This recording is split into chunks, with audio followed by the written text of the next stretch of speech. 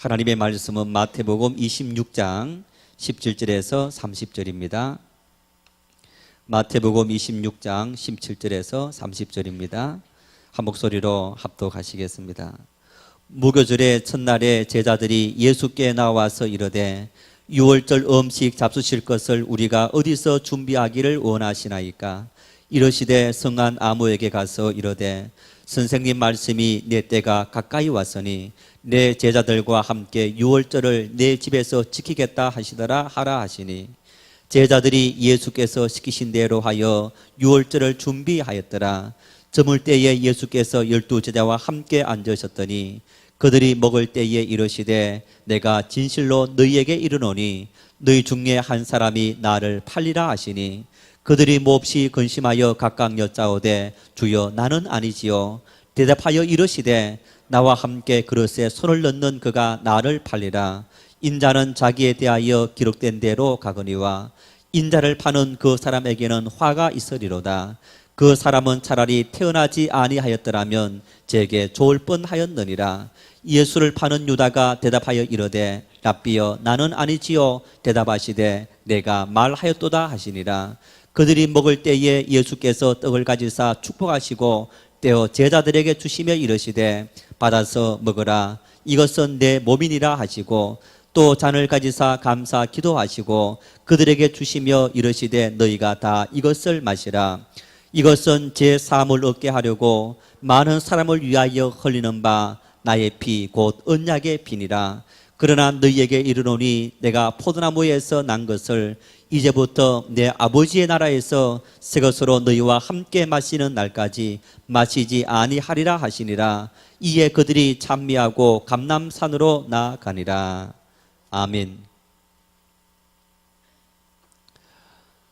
싱가포르를 세계적인 도시국가로 만든 싱가포르의 국부인 리칸유 전 총리가 서거했습니다.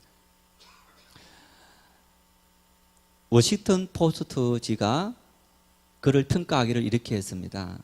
민주주의 세계가 가장 좋아하는 독재자다. 반세기에 걸친 통치기간 싱가포르가 엄청난 경제 성장을 이룩했습니다. 반면에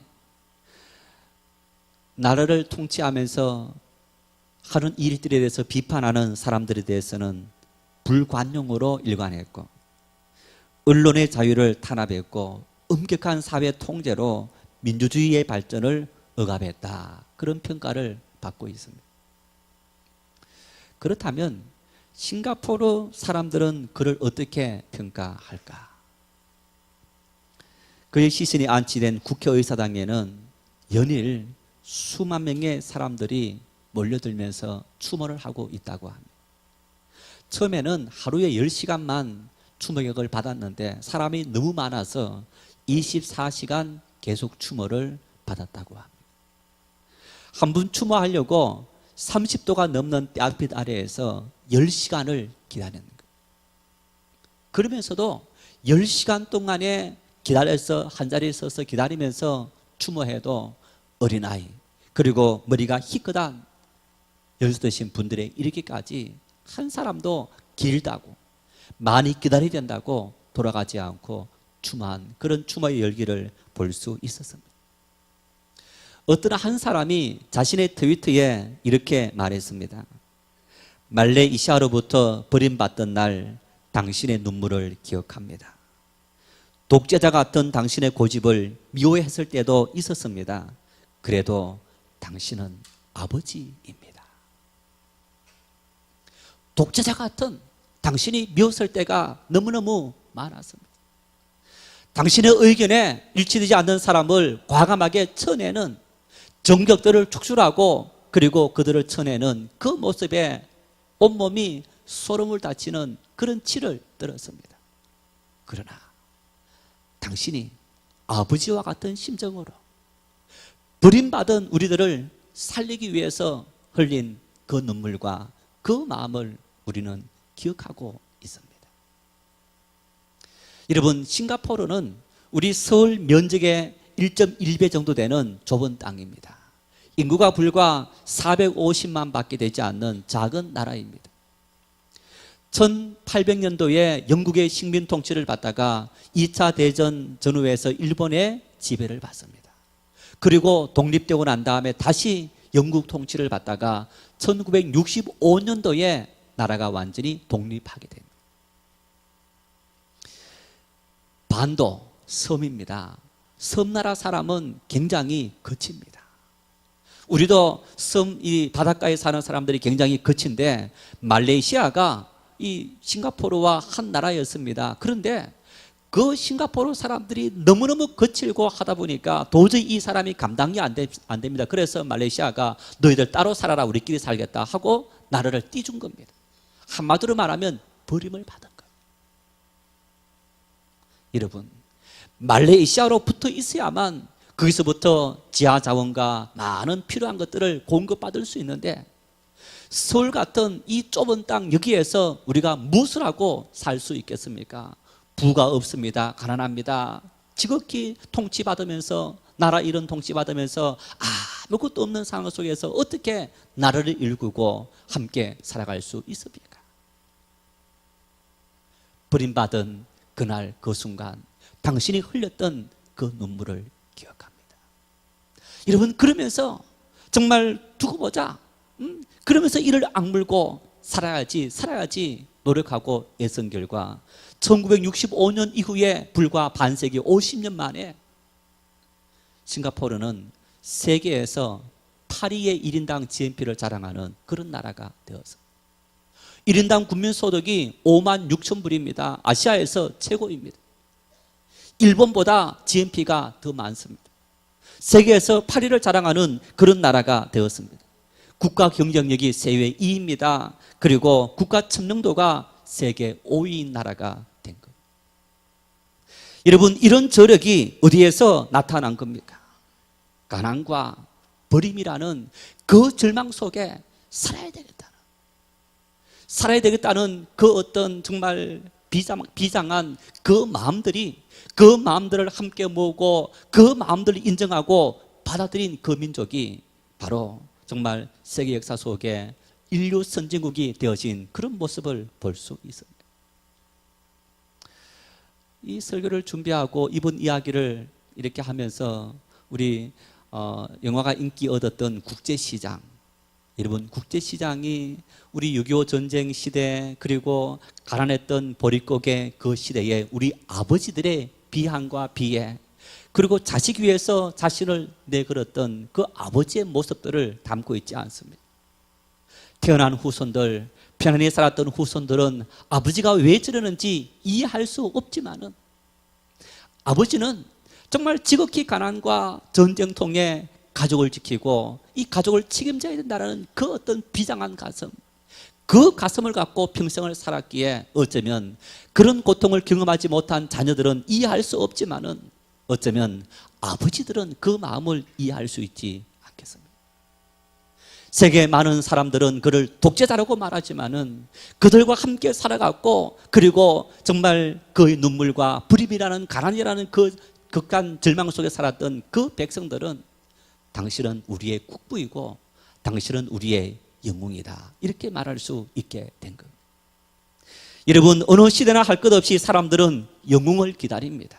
물론 영웅의 모습은 다르지만은 그 영웅을 기다리면서 그 영웅이 나타나서 우리의 모든 삶의 문제와 고통을 해결해 주길 바라는 그런 마음들을 안고 있습니다. 2000년 전 예루살렘에서 수많은 이스라엘 백성들은 영웅을 기다렸습니다. 야, 정말 이제야 우리가 기다렸던 영웅이 왔구나. 왜냐하면 예수님께서 행하셨던 수없이 많은 이적들, 기적들, 능력들을 보면서 그리고 저분의 능력이라면 우리를 억압하고 있는 이 로마로부터 우리를 충분히 독립시켜서 이제는 자유민족을 우리에게 자유를 채워주고 뿐만 아니라 오병이어 물고기 2마리와 보릿고기 5개로 5,000명 장정만 먹이고 12광주리를 거두드리는 그 사건을 보면서 저분이 우리를 통치하면 우리가 이제는 더 이상 고통받지 않고 가난 때문에 그리고 외적의 침입 때문에 고민할 필요가 없겠구나, 그런 생각을 품고 예수님께서 예루살렘 성에 입성하실 때에 온 백성들이 자신의 겉옷을 벗어서 어린 낙이 타고 가시는 예수님의 앞에, 그리고 그 앞에 이렇게 두면서 그 길 걸어가시라고. 종려나무 가지를 들고 예수님을 손을 들고 환영하면서 온 백성들이 몰려들어서 예수님을 기쁘게 맞이한 것. 스가랴 9장 9절입니다. 같이 읽겠습니다. 시온에 따라 크게 기뻐할지어다. 예루살렘에 따라 즐거이 부를지어다. 보라, 내 왕이 내게 임하시나니 그는 공의로우시며 구원을 베푸시며 겸손하여서 나귀를 타시나니 나귀의 작은 것 곧 나귀 새끼니라. 선지자들도 이미 예언했던 그 모습 그대로 예수님께서 나타나시는 그 모습을 보면서 정말 이스라엘 백성들, 유대인들은 분명히 하나님께서 보내주신 메시아 그이다. 그래서 온 백성들이 기쁨으로 예수님을 환영하고 예수님을 축하하고 온 정말 이제는 모든 것을 얻은 것처럼 그런 마음을 품고 예수님 앞에 달려 나온 것. 그런데 어떠합니까? 예수님은 그들이 생각한 영웅이었습니까? 그들이 생각한 그들이 구원자이었습니까? 불행하게도 아니었습니다. 예수님은 로마의 군대를 물리치고 이스라엘 백성들의 모든 필요를 채워주고 모든 병자를 고치고 모든 양식을 채워주는 어떤 그런 메시아로 오신 것이 아니었습니다. 예수님께서 왜 오셨느냐? 본문 28절 말씀입니다. 이것은 제 사함을 얻게 하려고 많은 사람을 위하여 흘리는 바 나의 피 곧 언약의 피니라. 예수님께서 당신이 오신 이유를 설명하시는데 나는 많은 사람을 위해서 피를 흘리기 위해서 이 땅에 왔다. 피만 보면 끔찍하신 분들이 있죠. 여러분, 우리가 피 흘린다, 정말 끔찍한 일이 아니겠습니까? 아니, 예수님께서 피 흘리러 왔다. 어떻게 피를 흘린다 말입니까? 피 흘린다, 그 얘기는 죽는다 그런 의미고 약하다, 아무런 능력이 없다라는 그런 의미가 아니겠습니까? 예수님은 무능력하게 죽기 위해서 오셨다, 이렇게 말씀하시는 그 모습을 보면서 온 이스라엘 백성들이, 유대인들이 환영했던 그 모든 환영들이 도리어 뒤바뀌어진 겁니다. 그를 십자가에 죽이라. 그는 이제 더 이상 우리의 메시아가 아니다. 백성들은 그들의 영웅을 기다렸지만은 예수님은 그들의 영웅이 아니었습니다. 그러나 그럼에도 불구하고 예수님은 오늘 이 시대에 우리의 영웅이고 모든 믿음의 사람들의 영웅임을 믿을 수 있기를 바랍니다. 왜? 우리를 위해서 피를 흘리셨기 때문이다. 영국의 복음주의 설교가인 유명한 존 스토더 목사님이 예수님의 피에 대해서 유명한 두 가지 말을 합니다. 첫 번째, 피는 생명의 상징으로 모든 피조물의 생명이 피에 있다. 두 번째, 예수님의 피는 죽을 죄에 대한 속죄를 이루는 근거인데 하나님께서 모든 인간에 대한 속죄의 목적으로 예수님을 피 흘리도록 이끄셨다. 왜 예수님께서 피를 흘리셨느냐? 우리의 피가 잘못되었고 우리는 그 피의 대가를, 죄에 대한 대가를 지불해서 죽을 수밖에 없는 그런 존재에 있는데 죽는 우리를 대신해서 예수님께서 속죄 피를 흘리도록 만드시기 위해서 하나님은 예수님을 십자가에 매어 달아셨다. 기독교 작가인 필립 얀시라는 분이 의사인 폴 브렌트와 함께 육체 속의 영성이라는 책을 썼습니다. 이 책 속에 피의 의미를 아주 구체적으로 설명을 하고 있는데 의사의 도움을 받아서 우리 육체의 피가 어떤 의미가 있는지, 그러면서 예수님의 피가 우리에게 어떤 의미가 있는지 그 의미를 연결시키면서 설명하고 있습니다. 두 가지를 말합니다. 피는 우선 생명이다. 여러분, 사람은 물을 마시지 못해도 며칠을 살 수 있습니다. 음식을 먹지 못해도 아마 우리 40일을 음식 먹지 않고 금식기도 하시는 분들이 있는 것처럼 뭐 한 열흘, 20일 정도 음식을 먹지 못해도 살아갈 수 있습니다. 그런데 산소 없이는, 공기 없이는 한순간도 살 수 없는 존재인 것. 우리가 여러분 이렇게 지금 공기를 통해서 이렇게 우리 코, 입으로 호흡하는 산소를 이렇게 받아들이는 것뿐 아니라 우리의 피를 통해서도 혈관 속에 이 피가 혈관으로 산소를 공급한다고 합니다. 그래서 이 사람은 시간당 4갤론 정도의 산소를 필요로 하는데 이 산소를 피가 공급하는데 20초마다 몸에 순환을 하면서 그러면서 이 피가 산소를 공급한다는 거예요. 만일 20초 되어서 피가 산소를 공급하지 않으면 사람은 죽게 되는 거예요. 기능이 끝나는 겁니다. 그 정도로 피는 우리의 삶에 있어서 아주 중요한 생명 그 자체라는 겁니다. 레위기 17장 11절 말씀입니다. 육체의 생명은 피에 있음이라 내가 이 피를 너희에게 주어 제단에 뿌려 너희의 생명을 위하여 속죄하게 하였나니 생명이 피에 있으므로 피가 죄를 속하느니라. 그래서 성경의 수많은 예수님의 피, 다른 짐승의 모든 피는 생명을 상징해서 그 죄를 지은 사람이 그 피를 통해서 우리의 죄를 대신 속하는 그런 의미가 있다는 얘기입니다. 왜 예수님께서 십자가를 지셨느냐? 바로 우리의 죄 때문에. 우리가 죽어야만 마땅한 그 죄를 용서해 주시기 위해서 예수님께서 십자가에서 대속의 피를 흘리셨다. 두 번째 피는 어떤 의미가 있느냐? 청결하게 하는 의미가 있다는 겁니다. 우리 몸을 그냥 두면 이산화탄소 그리고 요산 같은 찌꺼기들이 가득 차게 되는데 찌꺼기들을 청소하는 기능을 수행하는 대표적인 장기가 바로 신장이라고 합니다. 그래서 신장의 주된 일이 우리 몸에 나쁜 것을 걸러내는데 33가지의 이물질, 화학물질을 걸러내면서 그러면서 그 찌꺼기를 물과 함께 방광으로 배출하는 일들을 이 신장이 한다는 겁니다. 그리고 그 신장 안에서 모든 것을 수행하는 가장 중심적인 것이 바로 피인데 피 안에 있는 적혈구가 이것을 수행한다. 그렇게 의학자들이 이야기합니다. 예수님의 피 우리에게 무엇을 줍니까? 우리를 깨끗하게 합니다. 우리를 정결케 합니다. 우리에게 모든 더러움과 모든 죄악과 모든 잘못된 것들을 다 씻어내는 그런 일들을 하도록 하시기 위해서 예수님께서 이 땅에 오셨고 우리를 위해서 피를 흘리셨다. 예수님의 피는 보혈입니다. 예수님의 피는 우리를 살리는 생명의 피 자체가 된 거예요. 하나님께서 우리를 만드셨을 때 우리하고 계약을 맺습니다. 내가 너희를 창조했다. 그리고 창조한 목적은 이 에덴 동산에서 너희로 하여금 이 모든 것을 관리하는 사명을 내가 너희들에게 맡겨줬다. 관리해라. 그 관리하는 대가를 내가 지불할 텐데 이 모든 이 에덴 동산 안에 있는 과실들을 너희가 먹어라. 그리고 한 가지 조건이 있다. 동산 중앙에 있는 선악을 알게 하는 그 나무 실과는 너희가 먹지 말아라. 먹으면 죽으리라.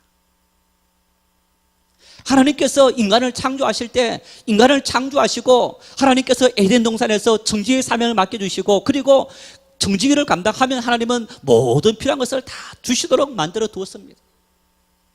그리고 하나님의 말씀 먹지 말아라 하신 그 말씀을 지키지 않았을 때 너희가 죽는다. 아담과 하와가 선악과를 먹었습니다. 죽었습니까? 죽지 않았습니까? 죽었습니까? 죽지 않았습니까? 네. 성경은 죽음을 단순히 육체의 죽음만을 의미하는 것이 아닙니다. 인간을 하나님께서 만드실 때 흙으로 만드시고 빚으시고 그리고 그 코에 생기를 불어넣으시니 사람이 생영이 된지라 이렇게 말씀합니다. 여러분 그래서 우리가 이 육체가 죽으면 육체는 흙으로 갑니다. 그리고 우리 영은 하나님의 나라로 가서 영원히 존재하는 존재가 되도록 지원받은 존재인 거예요. 여러분 우리 육체가 하나님과 교통하는 것이 아니고 우리 영이 하나님과 교통하게 되는데 우리 영은 하나님의 말씀을 받고 하나님의 인도함을 받았고 살아가야 될 그런 존재인 겁니다. 사람이 여러분 산다는 것은 나 홀로 사는 존재 아닙니다. 사회적인 동물이라서 관계를 맺고 살아가야 되는데 우리 육체는 사람과 사람의 관계를 맺고 사는 존재이지만 우리 영은 하나님과 관계를 맺고 살아가는 그런 존재가 된 겁니다. 그 존재가 하나님 말씀을 거역함으로 에덴 동산에서 추방됩니다. 바로 여러분 그 모든 관계가 단절되었습니다. 이것이 바로 성경은 죄라고 말합니다. 이것을 죽음이라고 말합니다. 우리는 죽었습니다. 하나님의 은혜가 완전히 단절되었습니다. 하나님의 사랑의 모든 빛이 단절되었습니다. 여러분, 왜 우리가 먹어도 만족이 없고 채워도 만족할 줄 모릅니까? 우리 육체는 만족을 모릅니다. 짐승과 같은 것이 육체인 겁니다. 우리 영이 나인 겁니다. 사람은 이 영의 지식을 채우고 하나님 말씀을 채워야만 인간이 됩니다. 하나님의 은혜를 누리는 사람이 됩니다. 하나님의 사랑이 우리 가운데 머물게 되는 겁니다. 아무리 오랜 세월 동안 우리가 믿음의 생활을 한다 할지라도 하나님의 말씀을 받지 않고 그 말씀을 따라 살지 않는다면 불신앙인과 마찬가지인 겁니다. 사람으로 태어났습니다. 교육을 시키지 않으면 인간이 되는 것이 아니고 타잔처럼 짐승으로 사는 존재인 겁니다. 하나님 앞에 우리가 죄를 지었고 죽게 되었다는 것은 바로 하나님의 말씀과 우리가 단절되었고 하나님과 교제할 수 없는 그런 존재가 되어져 버렸다는 그 의미가 있게 되는 겁니다. 이런 인간을 구원하기 위해서 이런 인간에게 하나님께서 하나님과 다시 교통하고 하나님과 교제할 수 있는 그런 존재로 만들기 위해서 뭐가 필요했냐? 우리 죄에 대해서 대가를 지불해야 되는데 그것이 바로 예수 그리스도의 보혈의 피라는 것. 예수님은 나 대신 죽으시고 예수님은 나 대신 죽으시고 우리에게 영원한 생명을 부어주시다는 얘기. 내가 짊어져야 될 그 죽음을 예수님께서 대신 짊어지시고 피를 흘리시고 예수의 피를 믿는 사람은 영원한 생명 구원을 얻도록 우리에게 은혜를 베풀어 주셨다는 얘기. 요한복음 3장 16절을 같이 우리 합독하시겠습니다. 하나님이 세상을 이처럼 사랑하사 독생자를 주셨으니 이는 그를 믿는 자마다 멸망하지 않고 영생을 얻게 하려 하십니다. 할렐루야. 하나님이 세상을 이처럼 사랑하사 독생자 예수님을 주셨으니 이는 그를 믿는 자마다 멸망하지 않고 그를 믿는 자마다 가난하지 않고 그를 믿는 자마다 고통받지 않고 그를 믿는 자마다 절망 속에 살지 않고 기쁨을 주시고 평안을 주시고 영원한 안식을 주시는 줄 확실히 믿을 수 있기를 바랍니다. 왜 우리가 주님을 믿는다 하면서도 왜 삶에 능력이 없습니까? 기쁨이 없습니까? 예수의 그 피를 우리가 받지 않기 때문에, 예수의 그 피가 우리 속에 역사하지 않기 때문에, 예수의 피의 의미를 우리가 제대로 모르기 때문에 우리가 참된 평화와 은혜를 누리지 못하고 있는 것. 하나님을 알지 못하는 많은 사람들이 여러분 이 믿음의 비밀을 알지 못하고 깨닫지 못하고 있습니다. 교회 가면 마치 내가 큰 손해보는 것처럼. 하나님께서 우리에게 손해보도록 만드셨습니까? 우리에게 여러분 거지다라고 하시는 겁니까? 죽으라고 하시는 겁니까? 살기 위해서 죽고 너희가 영원한 생명 얻고 내가 주는 풍성한 사랑을 받고 내가 너희의 모든 삶을 책임져 주겠다라고 우리에게 죽으라고 말씀하시는 거지. 거지되고 조롱받고 비난받도록 하기 위해서, 아니 이미 예수님께서 우리가 받아야 될 조롱과 비난과 그리고 죽음과 그 모든 가난과 아픔을 다 담당했다. 누구든지 나에게 와서 너 일생의 수고하고 무거운 짐들을 내려놓고 내가 주는 참된 평화와 기쁨을 누리라고 우리에게 말씀하지 않습니다. 예수님은 온 인류를 구원하신 구원의 영웅이심을 믿을 수 있기를 바랍니다. 예수님은 나의 영웅이시다. 나를 구원하신 영웅이시고 예수님은 나의 모든 필요를 공급하시는 영웅이시고 내 인생의 참된 평화와 은혜를 주시는 영웅이시다. 어떻게 하면 우리가 이런 삶을 살 수 있습니까? 어떻게 하면 우리가 예수님과 교통하고 예수님의 은혜를 우리가 항상 받아 누릴 수 있는 삶이 될 수 있습니까? 예수님은 당신께서 십자가 지시기 가장 마지막으로 하신 일이 뭐냐? 성만찬입니다.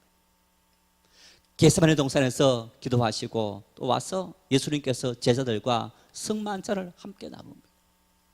성만찬을 나누시면서 예수님께서 떡과 포도주를 함께 나누셨는데 여러분 그 떡에 대해서 예수님은 이렇게 말씀합니다. 내 몸이다. 피에 대해서 포도주에 대해서 내 피다. 이렇게 말씀합니다. 그래서 오늘날 성찬을 지키면서 성찬의 의미를 오늘 많은 신학자들이 해석합니다. 로마 캐톨릭 성당에는 우리가 이 성찬을 함께 할 때 성찬의 떡, 그리고 성탄의 잔 포도주가 뭘로 변하느냐? 기도하면 실제로 예수님의 살이 되고 예수님의 피가 된다. 그래서 이것을 화채술이다 그렇게 말합니다. 지금 눈에 보이는 것은 떡이지만은 실질적으로 이것이 예수님의 몸이다. 떡은 떡이고 포도주는 포도주시. 어떻게 이것이 실제 피로 바뀌고 또 예수님의 살로 바뀌느냐? 그래서 쩌빈 권리를 중심으로 한 종교개혁자들은 이것은 바로 기념하는 일이다. 또 우리 개혁교회 장로교는 어떤 신앙을 갖고 있느냐? 성령으로 임재하신다. 이런 마음으로 이 성찬에 참여하게 되는 것. 여러분, 그러면 예수님께서 우리에게 떡을 주시면서 내 몸이다, 그리고 포도주를 주시면서 내 피다 말씀하신 이 의미가 오늘 우리가 어떤 의미로 지키며 살아가야 하는 겁니까? 예수님의 몸은 예수님의 주신 말씀인 겁니다. 그래서 마태복음 4장 4절 말씀에 사람이 떡으로만 살 것이 아니요 하나님의 입으로 나오는 모든 말씀으로 살 것이니라. 우리 인간의 본질적인 영은 하나님의 말씀을 듣고 말씀을 먹고 말씀에 충만되어서 우리가 온전한 삶을 살아갈 수 있게 된다는 것. 하나님 말씀을 먹어야 됩니다. 말씀을 먹는 만큼 우리의 삶이 풍성해지고 말씀을 아는 만큼 말씀을 채우는 만큼 우리의 삶의 주의 은혜가 임하시는 줄 믿을 수 있기를 바랍니다. 피는 뭡니까? 행함을 의미합니다. 실천을 의미합니다. 말씀을 받았습니다. 떡을 먹었습니다. 그 떡을 먹고 그 떡을 소화시키지 않고 그냥 가만히 채워놓는 것이 아니고 그 떡을 우리의 삶을 통해서 실천하는 것, 행함에 있는 것, 이것이 바로 포도주 예수님의 피라는 것. 피는 움직여야 됩니다. 운동해야 됩니다. 돌아다녀야 됩니다. 맡기지 말아야 됩니다. 여러분, 이런 것 같이 우리가 받은 그 말씀을 우리의 삶을 통해서 막힘이 없이 실천하는 삶을 살아가야 하는 겁니다. 그래서 예수님께서 우리에게 마지막으로 하신 이 성만찬은 바로 내가 지금까지 가르친 이 모든 가르침을 너희가 지키고 듣고 지키고 실천해라. 그렇게 살겠습니다. 그런 믿음으로 살겠습니다. 그런 마음으로 살겠습니다. 한마디로 말하면요, 정리하자면 성만찬은 주님과 나는 뗄래야 뗄 수 없는 관계를 가진 존재입니다. 피로 묶여진 그런 관계입니다. 그 고백이 바로 이 성만찬에 참여하는 일이에요. 인생을 보십시오. 우리가요 많은 관계성 속에 살아갑니다. 부모와 자식, 가족의 관계. 무슨 관계입니까? 혈연 관계입니다. 친구와의 관계, 이웃과의 관계, 그리고 직장 동료와의 관계, 성도와의 관계, 많은 관계성 속에 살아갑니다. 여러분, 이 관계성 속에서 가장 강력한, 결코 자를 수 없는 관계가 어떤 관계입니까? 혈연의 관계, 피의 관계입니다. 부모와 자식이 아무리 마음이 맞지 않고 한다 할지라도 부모 자식을 잘라낼 수 없는 거예요. 부부는 살다 보면 여러분 마음이 맞지 않으면 이혼해서 완전히 남남됩니다. 피가 맺어진 관계가 아닙니다. 우리는 이 성만찬에 참여함으로 예수님과 피로 맺어진 그런 관계가 되어졌다는 것. 그래서 우리가 예수님 안에서 참된 평화와 은혜 누릴 수 있는 그런 삶이 되고, 이제는 예수님 주시는 그 말씀을 기억하고 예수님의 말씀을 순종하며 살겠습니다. 여러분, 그 안에 기쁨이 있고 생명이 있고 평안이 있고 안식이 있는 줄 믿으시기를 바랍니다. 예수님을 받아들이고 예수님 믿고 살아가면 이 세상 모든 걱정, 의심을 끊임없이 다 맡기게 되는 거예요. 힘듭니까? 주님 앞에 맡겨보십시오. 주님은 우리를 위로해 주시고 우리에게 감당할 수 있는 지혜를 주시고 은혜를 풍성히 부어주십니다.